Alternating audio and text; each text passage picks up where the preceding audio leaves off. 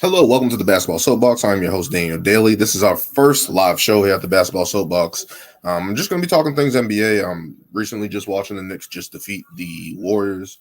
I can't remember the score right now, but they just won their eighth game in a row. The New York Knicks winning this much since before the bubble. Was that the bubble? Whatever the case may be, but Knicks are winning games. Beat a shorthanded Warriors team tonight, but fuck it. I mean, you play the teams who are in front of you, and they've been taking care of business. Doing it on the defensive end, getting grimy, getting up in the people's faces, playing tough. Jalen Brunson playing real well. Julius Randle reaching all NBA level again. That's great to see for the New York Knicks because they desperately needed it.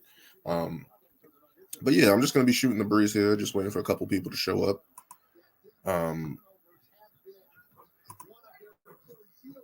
Yeah, but just checking things out around the NBA. I think that's talking things about. I'm going to get right into it. Hopefully people don't come in at the wrong time. But let's go around the NBA here. Anthony Davis recently injured. They were playing the Nuggets and he hurt his right foot, I believe, and they diagnosed it as a right foot sprain. And I've been saying this for a couple years now. Maybe this is just one of my pet peeves of the NBA.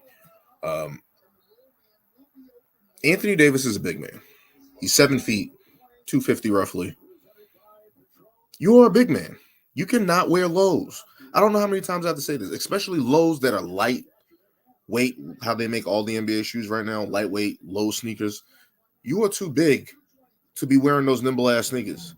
You are a big man. You need something real sturdy on your feet to play in the league, especially right now, especially all the times he's gotten hurt, went down, looked bad, etc., etc. You need something on your feet. I've joked in the past that they hired Rasheed Wallace for like a day or something. And I'm pretty sure Rasheed Wallace came out there with them forces. and Anthony Davis was like, yo, you got to get the hell out of here. I ain't wearing that shit. And they fired Rasheed Wallace. They let him go that fast. And I'm like, why did they bring him in for? And I'm just joking about that. But Anthony Davis has had injury after injury, especially in LA. Sometime in New Orleans, especially in New Orleans throughout his career. And it's like, when he's healthy, he's one of the top players in the NBA. That goes without saying. I've been on the pounding the table when he was in New Orleans saying this guy's a top 3 player in the NBA. His ability to score, his ability to defend, recover, his defense is top notch in the league. He's more versatile than most players that switch out onto the perimeter that are bigs. He can guard guards on the perimeter. He can block shots at the rim. And what's ever holding him back, his legs. He's like Bambi out there. Every single time people call him Mr. Glass and stuff like that, and it's like, damn, every time you see him, he's falling down. He's on the ground, and it's a bad look. I think that's very alarming for the Los Angeles Lakers. They're saying that's a foot sprain. A lot of analysts are saying, hey, this can be something more. They're not letting us know. I think maybe he broke a bone in his foot, and they're trying to see the severity of that, if this is something that can heal in a month or two, or something that he can play through, or looking at all types of options there. And seeing how that goes. That's going to be the thing there for the Los Angeles Lakers with Anthony Davis going forward. Of course, they want to figure out what they're going to do trade-wise and what the options they have in that regard. But in terms of what they're going to do with Anthony Davis right now and how they are going to move forward in his absence, I don't know if they can I don't know if that accelerates the timeline here for the Lakers to make a trade, because if Anthony Davis isn't there, what trade are you making that brings in help LeBron at this point in time of his career and make the Lakers out of the play-in spot, make them out of the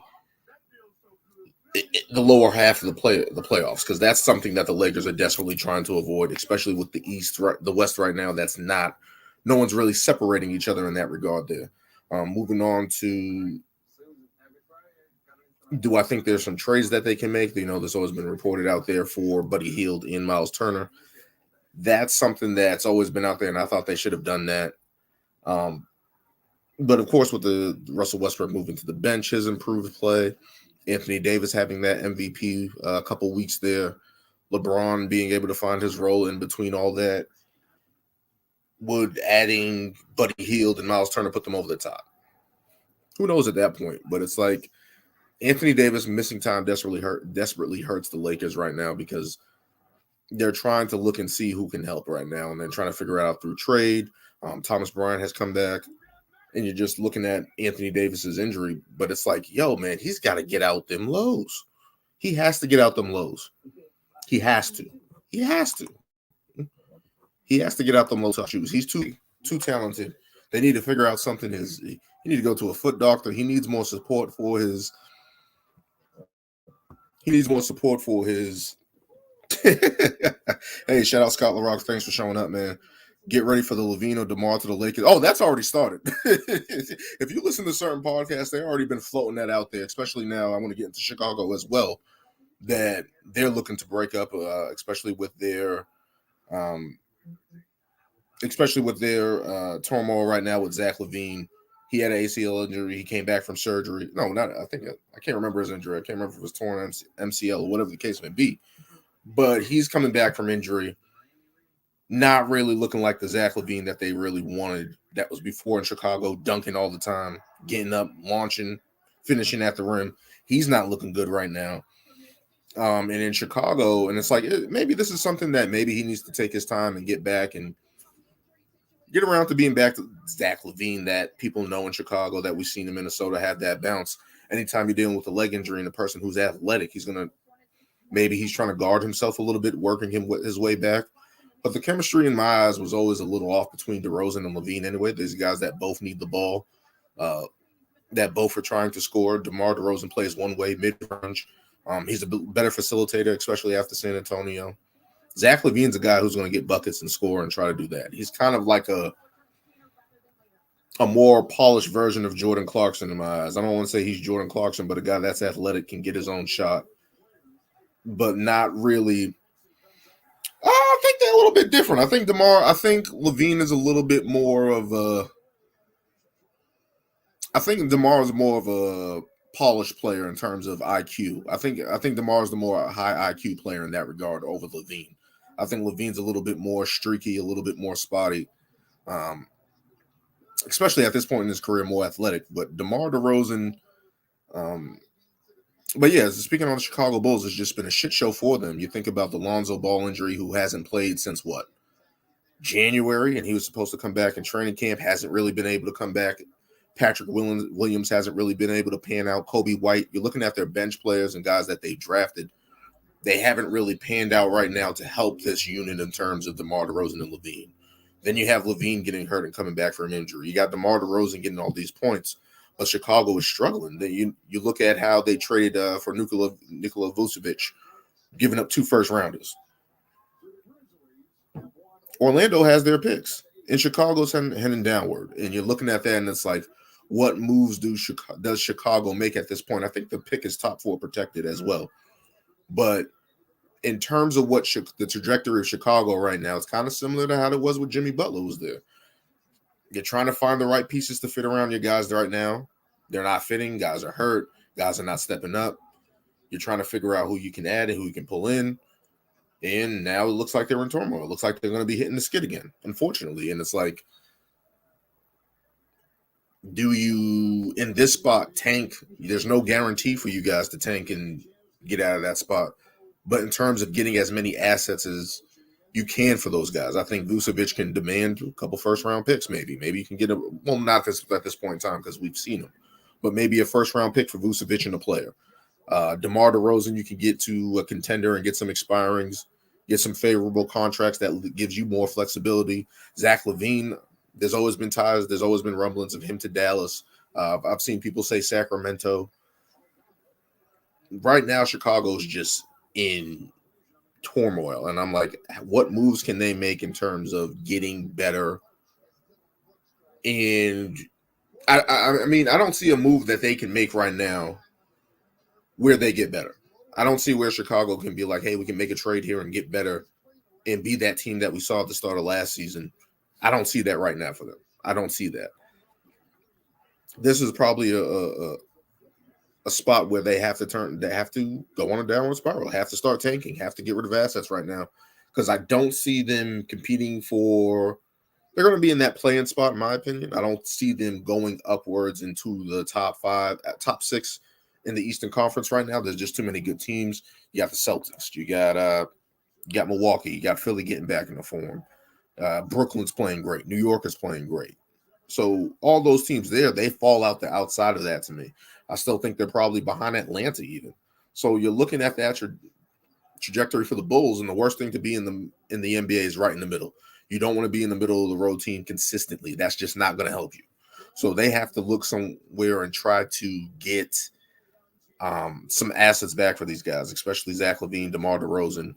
Whatever you can get, I say start clearing house now and figure it out in the offseason when you have more cap space. I think those are the best options for them. I just don't see Chicago getting better right now. Moving on from Chicago, I'll get back to this for a little bit. Was that earlier part of it. Damn. Sorry, I got the game on in the background. I got the Denver Nuggets versus the Memphis Grizzlies, and Denver's putting a hurt on them right now. So that's in the background while I'm doing this. But moving on to, and I forgot out of that, Cleveland as well. Cleveland as well is playing great. I don't see Chicago coming back from that. But to move on to the Knicks, doing it with their defense, doing it with Jalen Brunson scoring real well, Emmanuel Quickly playing real well. Julius Randle, who I've kind of I think everybody just kind of was like, oh, this guy doesn't have the tools to be that lead guy, or whatever the case may be. Whatever they're doing in New York, he's playing back at an all-NBA level over the past, I think they've won 8 games in the win streak, including that over the Warriors tonight. So the Knicks are playing real well over that. And I don't see Chicago being better than them. Moving on here into the Western Conference, which has just been a slug fight, rock fight. No one has really been able to gain separation, really. As right now, Memphis is in first place. Denver's in second place. Phoenix is in third place. All the New Orleans, Clippers, all these teams have 18 plus wins, with the Suns and Grizzlies at 19. The way it's looking right now, it looks like Denver's going to take back that first spot tonight. But the conference only been able to separate themselves.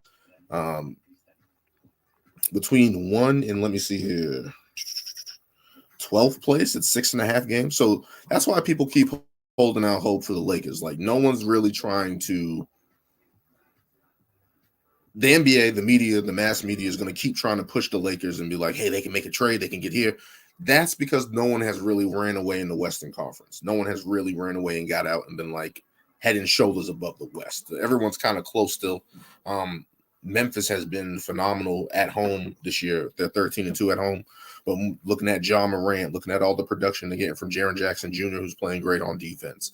A lot of their young guys like Zaire Williams and Brandon Clark off the bench, Tyrus Jones off the bench, some of the best backups in the league on their team. Memphis is playing great right now. Not right now against Denver right now, but they're generally a beast of hell. They're 8-2 in the last 10. You got the Denver Nuggets led by Nikola Jokic, Jamal Murray, Bones Highland, all these guys that are playing real great. But Joker with 47, 20. He had 40, 27 rebounds and 10 assists the other night. I think Wilt Chamberlain and Elgin Baylor are the only 2 players to do that.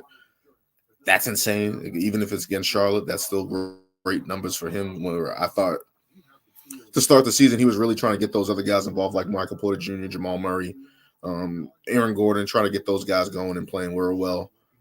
But to see it for Joker right now to do that, I think he's going to up his scoring a little bit and really try to put himself back into that MVP conversation a little bit more. People are talking about the Lukas, the Jason Tatums, Devin Bookers. They're talking about other guys over him. And I think the way he's playing right now, he's going to try to introduce himself into the conversation. Moving on, the Suns. I don't know what to think of the Suns. The Celtics beat their ass on what was that, Friday night, last Saturday night, one of those days. No, I think Thursday night. I can't remember. One of those days they beat them bad, like 125-98. And the Suns, I can't figure out. They're the biggest question mark for me right now.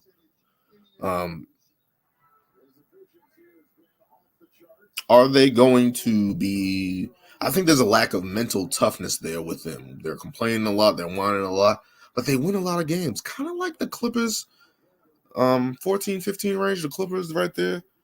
And it's like, is this the Clippers again? Mm-hmm. I thought the makeup of this team was different. I thought they had a little bit more depth. DeAndre Ayton's a big man that can score inside, play solid defensively. Devin Booker's at an all-star level, all-NBA level, of course. We see that. Chris Paul has been hurt, but they've been able to keep it afloat, and somehow they're in third place. I don't know if the Suns are going to get rid of Ayton, honestly. I don't think they're going to get rid of Ayton because I think, at least not yet, I think they're going to go through the season with Ayton and see. I honestly don't think, I don't think they're going to trade him. I think off-season that can be a question. I don't think they're going to trade him season. In terms of how they use him, I don't think they use him correctly. I don't think they try to get him involved quickly enough. The way that their team is constructed, I think Devin Booker, I think Mikal Bridges gets a lot of shots there. I think Chris Paul is trying to equally distribute throughout everybody, as well as where I think as they should go to him more often and early, get him established, and then everyone else eat off of him. I don't think he should be the number one option, but I think they should be featuring him a little bit more, especially in certain situations. But the Suns, I don't know. They got to figure out their Jay Crowder situation as well, too. He has given them zero production. He's not coming back. He doesn't want to come back. And it's like he got mad at Cam Johnson. Unfortunately, Cam Johnson's hurt. I think he's supposed to come back next month, hopefully next month for the Suns. But just looking at that situation, it's like, Jay Crowder, who the hell do you think you are? You're not good enough. You're not better than Cam Johnson right now. He's taller. He gives a little bit better defensively at this stage in y'all careers. You are not better than him. So for you to sit there and be upset about that, I'm like, I don't see how you can be upset about that at all. I don't. Yeah, seriously, I don't see how he can be upset. I'm not the biggest Jay Crowder fan. I didn't like him in Boston. He went to Cleveland. I think he went to Utah. He caught on with Miami. Got better. It's like he's been traded so many times. It's like, what the hell? Where do you get off trying to be like, hey, oh man, I deserve playing time, all this other stuff? You're a veteran at this time, point in time in your career, a 3D guy. Leave it alone as is. That's what he is. That's what he is. And it's like, for him to sit there and be upset over losing that to Cam Johnson, it's like, I don't see that, man. I don't see how he can be upset about that. I really don't. I don't see he can be upset about it.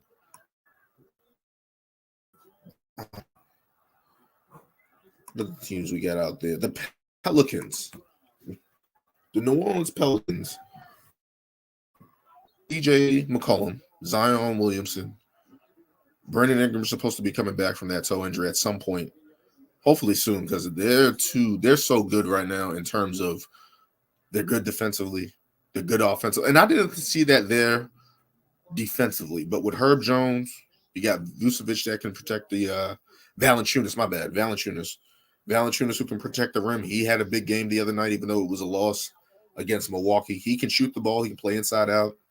He can provide some defense.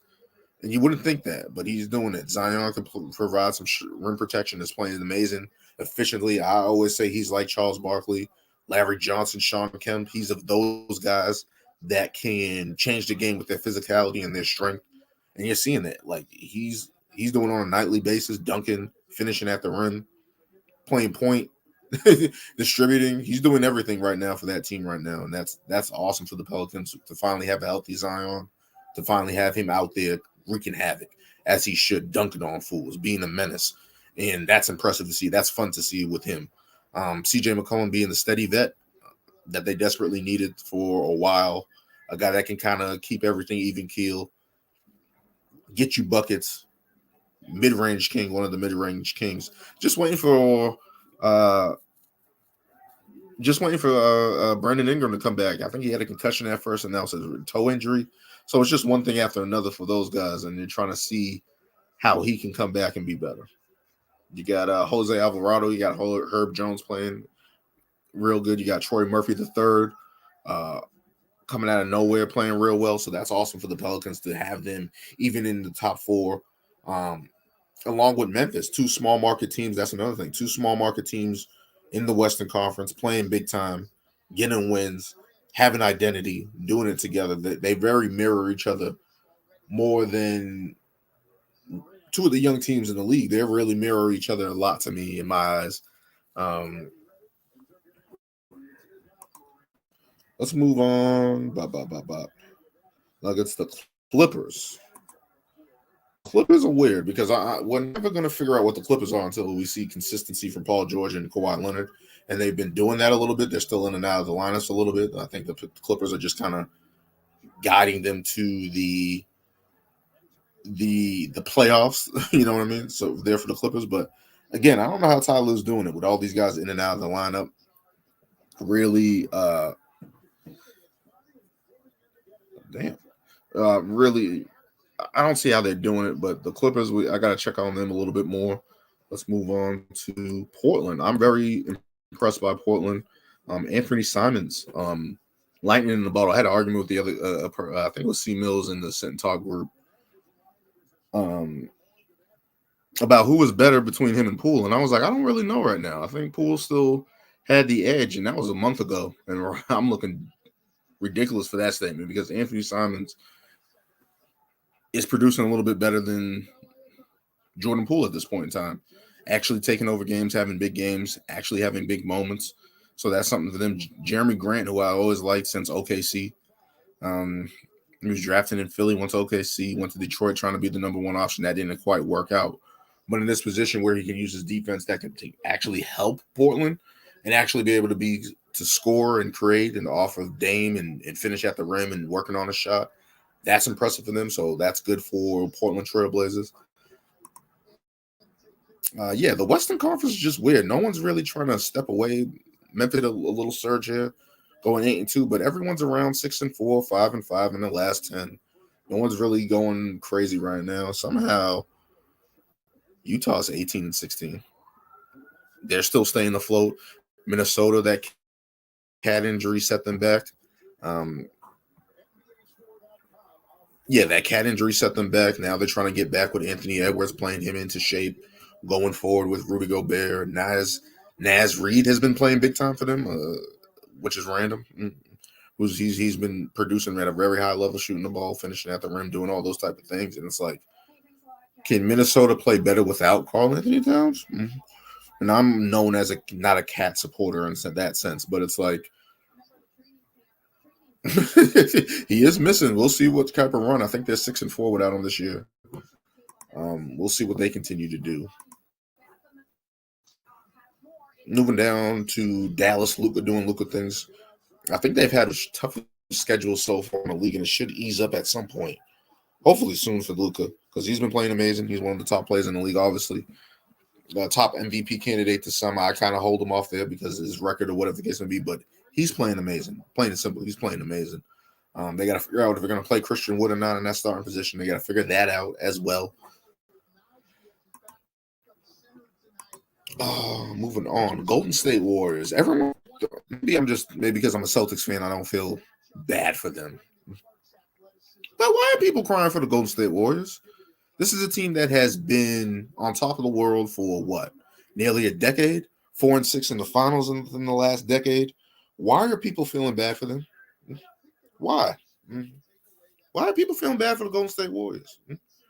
Of course, we had that altercation with Draymond Green and Jordan Poole to start the season where Draymond punched him in the face. That was bad. I don't know how you can recover from that. Is that the effect that this have on this team? No. Maybe it's a championship hangover. That's what I thought in the first place. But they just don't have no bench right now. Jordan Poole is really their only option off the bench. In terms of size, they really don't have it outside of Kevon Looney.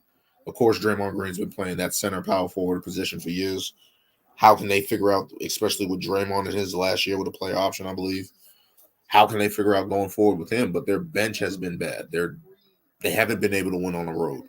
And in the NBA, you need a bench on the road to help you spell your starters, especially when they play as good as those guys up there. So I don't feel bad for the Warriors at all. I don't feel bad for them. Like,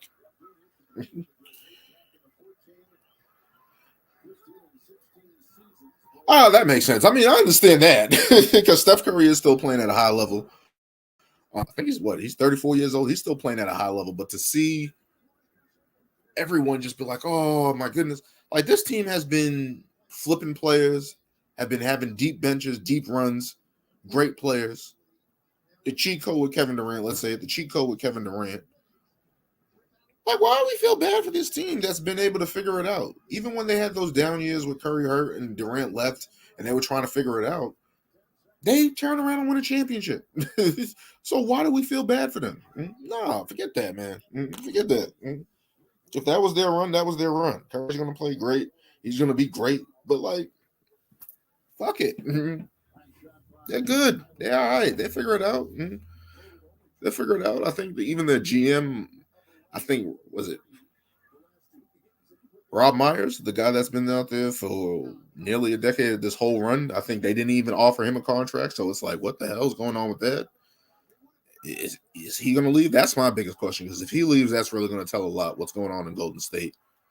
If this is the end of their run, if this is the team that they're just going to build around Curry and make aggressive moves and be a little bit more decisive than Rob Myers at this point, because their owner, Joe Lacob, wants to win championships. Like, that's his big thing. But in terms of feeling bad for the Golden State Warriors, hell no. Them dudes been wrecking the league for a decade now. I ain't feeling bad. I already talked about the Lakers, and that all resides on Anthony Davis. Oklahoma City tank, San Antonio tank, Houston tank. Um, let's move on to Brooklyn.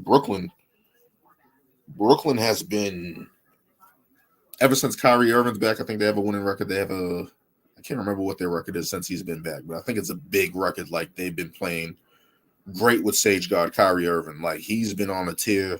And I've argued with people. I'm saying, like, yo, this guy's going to be an all-star candidate. They can be mad at the whole Jewish candidate, whole Jewish comments and all that stuff like that. But in terms of his play on the court, he's going to get an all-star selection. Yeah, like, the Brooklyn's really there. I think even Nick Claxton, if anybody has been watching him, Nick Claxton has been playing well with him and has been able to improve and provide some type of rim protection. I think that is the most telling sign, more than a Ben Simmons getting back on his feet. They have all their guys shooting multiple, great from 3-point range. Yuta Watanabe, who's very feisty, very good 3-point shooter. Seth Curry has come back. Joe Harris has come back. Markieff Morris is shooting the ball really well. TJ Warren also is there. So Brooklyn's really putting it together in a time of turmoil, and no one knows what the hell's going on. Jacques Vaughn has a control on that team, and they're playing very smart, playing simple, keeping everything easy instead of trying to make everything complicated. I think Jacques Vaughn deserves a lot of credit, but let's give a lot of credit to Kevin Durant too. Through all the turmoil, even created by himself, he has been awesome. He has been fucking awesome. Like, he's been on the tear. I think he's at 30 points per game, 5 and 5, 5 rebounds, 5 assists. But he's shooting 65% from the field. Like, he's the Slim Reaper again. Like, all that stuff about him falling off, or it's Tatum's league and all this other stuff, even though I think Tatum at this point in time is better than him and within a team concept, Kevin Durant is a fucking juggernaut. Like, I cannot shooting 65% from the field. Like, that's center numbers who dunk and finish at Shaq's numbers from the field. That's how awesome Kevin Durant is right now. But Brooklyn is very, very, very telling. Like, Brooklyn is so, like, the way they're putting it together right now, even though I don't want Brooklyn to be good, I have to respect them. I have to respect what they're doing. I have to respect how they're playing right now with Kyrie Irving, Kevin Durant, putting up big numbers night to night. They're stepping up. So, like, when we think about, like, the trajectory of a lot of teams, we think about the Clippers, the Lakers, and the Nets over the last 4 years. There's been nothing but expectations put on this team, high expectations. People want them to win. There's superstars on their team. They're supposed to be a certain place. And right now we see Paul George and Kawhi Leonard trying to put it together. LeBron and AD already have a championship, but again, trying to put it together again. But Kyrie and KD right now, this little sample size that they put together over the past couple months, the past month, kudos to them. You got to respect it. They're playing great. They're playing great, man. Um, Move on to Cleveland.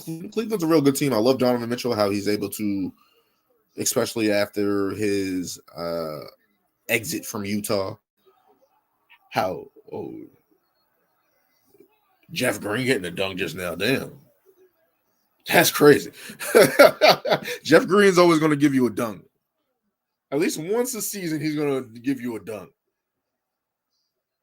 No. Sorry, I got to watch this highlight. Oh. That's wild. Jeff Green's always going to give you a dunk at some point, right? But yeah, moving on to Cleveland, Donovan Mitchell's playing real well since his exit from Cleveland. He has an article that I want to read in Space where he talks about his time in Utah, and I think one of the articles he said he got pulled over. It was draining in Utah, playing with Rudy Gobert and all that, and it's just like, damn, to figure that out. Darius Garland. I think the only question I have about them is they got to figure out that 3 spot. They're trying to match it with Karis LeVert right now and Cedi Osman, but it's like they got to figure out this 3 spot, and I think that's a trade maybe even for Jay Crowder. They got to put themselves in a position to get an upgrade at that spot, even if it's a 3-and-D guy. I think that's the only hole really in their team right now. You got Kevin Love playing well. Cedi Osman's playing all right. Jared Allen, Evan Mobley, Darius Garland, like all these young guys are playing with Donovan Mitchell, who's getting nearly 30 points a game. Like I don't have them. I have them in the semifinals this year. I don't have them in the Eastern Conference Finals. It wouldn't surprise me if they got there, depending on their matchups and how they navigate through that. But it's like looking at Cleveland, it's like Donovan Mitchell really made it. Whoever his agent is, whoever his team is, to sit there and identify, hey, we can go here and go win some games and have a better chance than we had in Utah. That's encouraging. And you think about Darius Garland, Jared Allen, and Evan Mobley, who still has his potential on the rise. No, I don't think so. I think Scholar Rock says I think they're going to suffer from having the same type of players.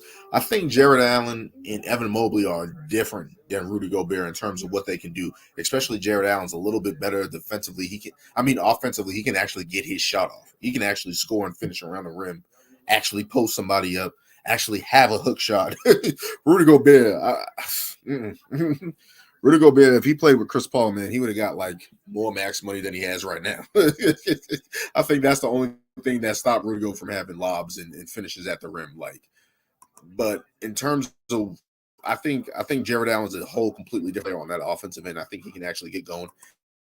Mobley's completely different and versatile defensively. I think they're a better defensive team overall than what Utah was, relying on Rudy Gobert all the time. I think that's the difference with that team. But to have Darius Garland with Donovan Mitchell, I think that's the thing that gives them the juice. I think that's the thing that gives them the juice going forward.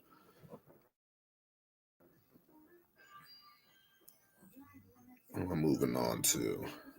I'll get into it. I've been trying to avoid this a little bit because the Celtics hit a little skid there. Got punched in the mouth there.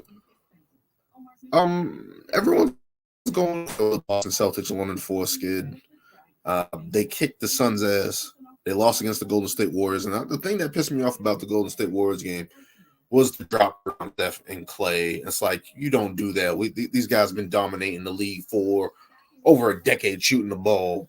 Don't give them more space. I know Marcus is trying to fight through those screens. Let's not do that. Let's get up on them. So next time, I hope to God we ain't doing that shit. A lot of teams are exploiting our front court. I think in that game, Jordan Poole, Thompson, even Steph Curry, guys would get into the basket, able to get in that little weird range where they can get in the mid-range and score in the paint and stuff like that. And I think teams are finally figuring out, hey, we don't have a front line. We can attack those guys. And in the midst of all this, a shooting slump happens. Even in the Suns game, we didn't shoot the ball well. We go to Golden State, we didn't shoot the ball well. We go to LA Clippers, we don't shoot the ball well. I think that's the biggest problem more than anything else, more than people saying our defense, we're not moving the ball, because we're getting open looks. Even in these shots are a little short. Warriors, these shots are short. We're getting open looks, we're just not converting on them. And I think that's the one thing that's been the Achilles heel for the Boston Celtics. I think they're shooting like 28% over the last 5 games from the three-point line.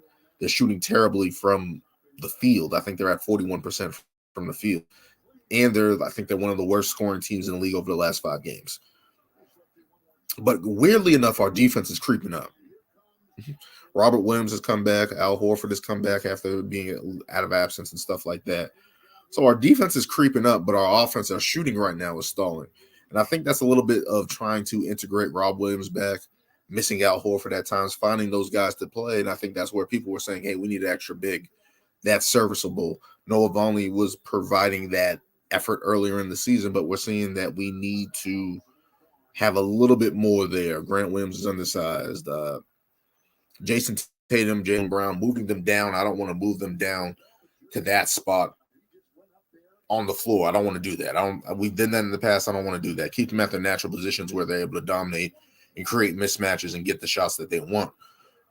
But in terms of the Celtics going forward, maybe adding an extra big would help. Blake Griffin has been serviceable. He's given it his all. He plays like every 2-3 weeks.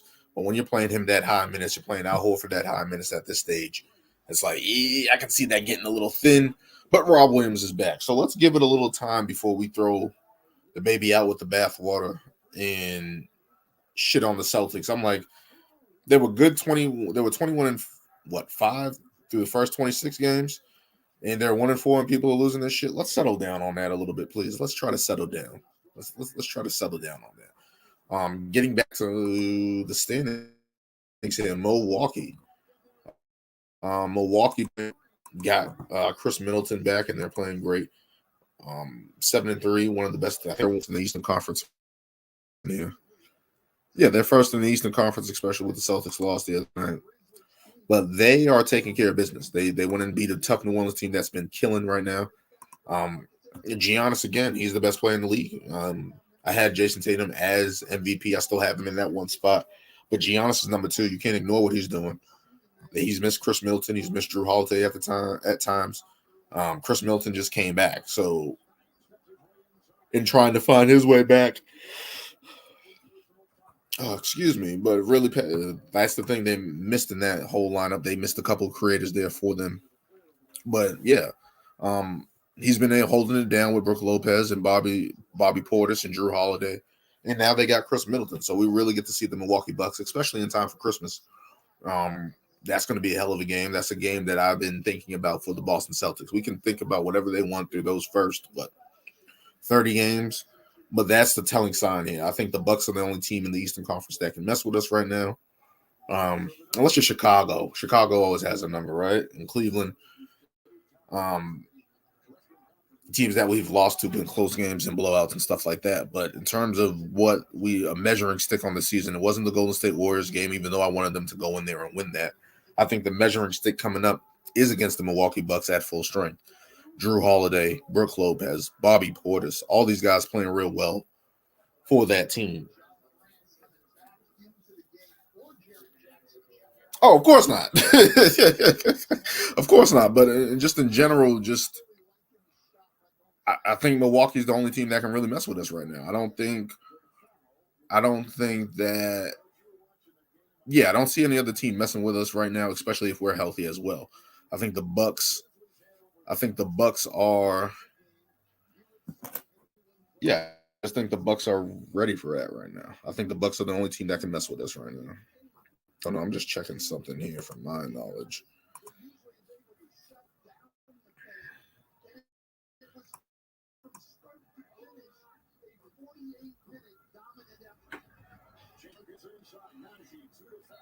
Sorry, one moment.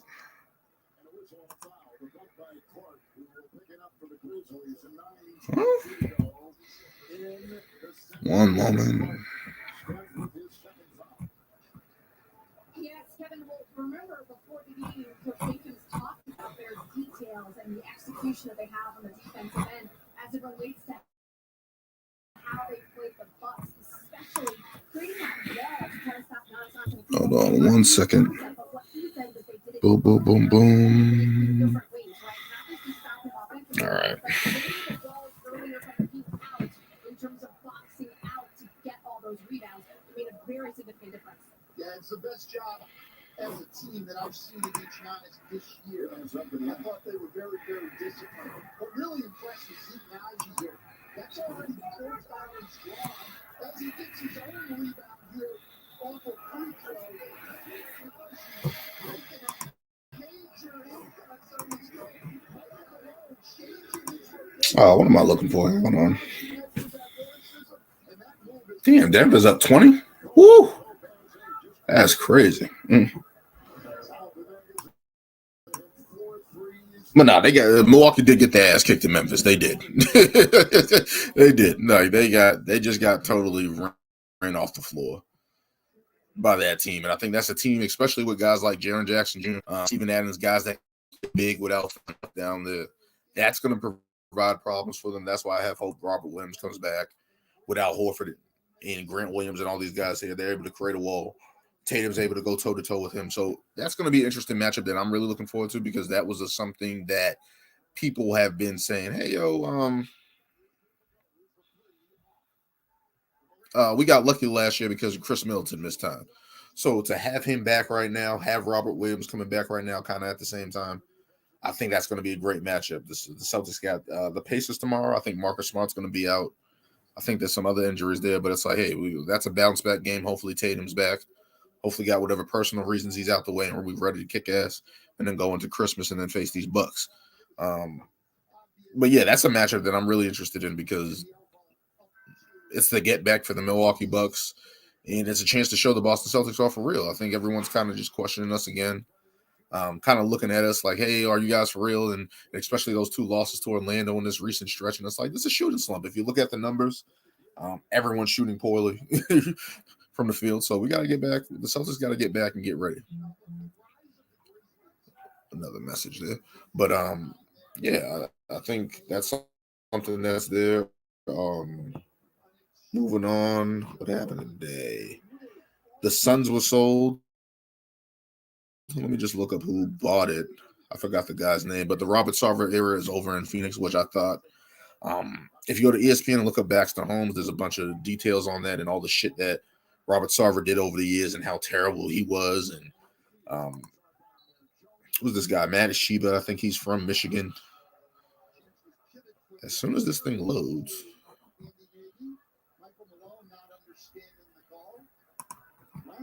Yeah, I'm reading this off. ESPN mortgage lender Matt Isheba agreed to purchase the majority stake of the Phoenix Suns and WNBA Mercury for a record $4 billion. Isheba and current owner Robert Sarver announced Tuesday. I thought I muted you. Thank you, Woj. Yeah, but that's it. Scumbag. You can go look that up and see how terrible he was as a fucking owner, and to his employees, to players, all this stuff, especially when they were down losing. That happened. That's great for the Suns organization, great for the NBA. I think the guy's younger too. I don't even know how old he is. Let me see if I can get any details here real quick. But nah, just to see him get back, and this is a guy that played at Michigan State, so he has a basketball background playing in college and stuff like that, to turn around and buy a team, that's dope. So kudos to him, and we'll see what the Suns do moving forward underneath the different ownership, or moving forward, having that dark cloud over them, kind of like the Clippers did, having that dark cloud over them, having a new owner, having a new voice in the NBA. So we'll see how that impacts the NBA. Reaching nearly an hour here. But thanks for everyone coming out. Thanks for anyone showing up, liking, showing support. I'm going to end this broadcast now, but again, thank you so much. I'm going to go get some rest and watch the rest of this Denver-Memphis game, or whatever the hell this is, because Memphis is getting their ass kicked. But thank you guys for joining, and I'll see you guys soon again.